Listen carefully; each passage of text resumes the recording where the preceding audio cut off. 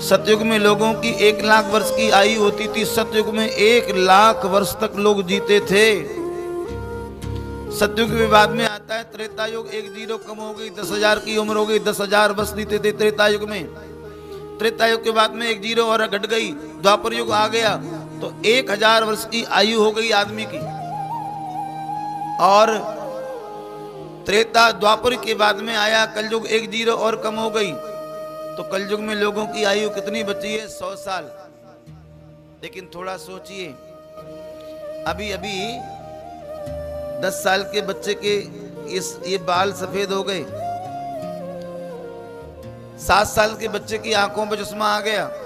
अरे और तो जाने दो महाराज, आजकल जो बच्चे जन्म रहे हैं उनके जन्म से ही डायबिटीज, शुगर जैसी बीमारी, ब्लड प्रेशर बीमारी जैसी उत्पन्न हो रहे हैं लेकर के बीमारियों को।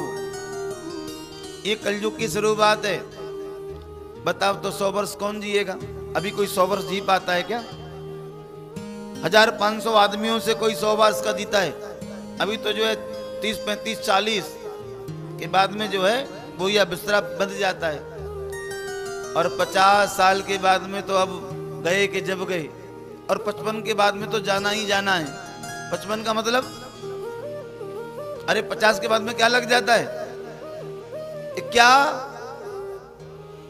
बन बा बन भैया घर छोड़ दो।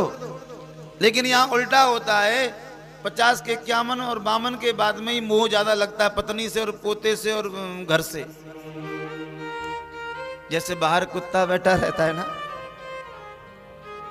तो कुछ लोग डंडा लेके बाहर बैठे रहते हैं, कौन जा रहा है और कौन आ रहा है। अरे भले आदमी, कितने जाएंगे कितने आएंगे, तो घर है। तू माला झुरी लेके भजन कर भगवान का, क्या जा रहा है क्या आ रहा है, क्यों दुनियादारी बच रहा है। लेकिन ये मोह नहीं छूटता। ये मोह छूट जाए तो जीवन का मरण और जन्म छूट जाए साहब। यही टेढ़ी खीर है केवल, इसी को हमें छोड़ना है। सुत जी महाराज कह रहे हैं सोन का दृश्य हो। भगवान सुखदेव कहते हैं परीक्षित से कि परीक्षित, लेकिन 100 साल जीना चाहिए। अब समझने वाली बात है, शास्त्र में 100 साल दी, अब 100 साल आपको जीने के मिली, लेकिन 100 साल में आपने किया क्या था? जब ये जीव मां के गर्भ में रहता है ना, तो आपको तो मालूम नहीं होगा, लेकिन हमने पढ़ा है, सुना भी है, ये ऊपर को पैर रहते हैं और नीचे को सिर रहता है। ऊपर को पैर, नीचे को सिर। अब ये जीव बहुत कष्ट पाता है। अब 9 महीने तक अब ऐसे कोई